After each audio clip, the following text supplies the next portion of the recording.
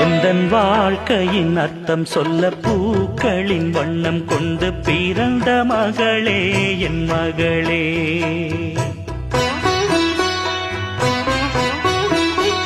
நான் வாழ்ந்தது கொஞ்சம் அந்த வாசத்தில் வந்துதித்து உயிரில் கலந்தா என் உயிரே.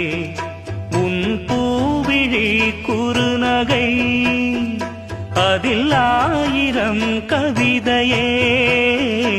எந்தன் வாழ்க்கையின் அர்த்தம் சொல்ல பூக்களின் வண்ணம் கொண்டு பிறந்த மகளே என் மகளே.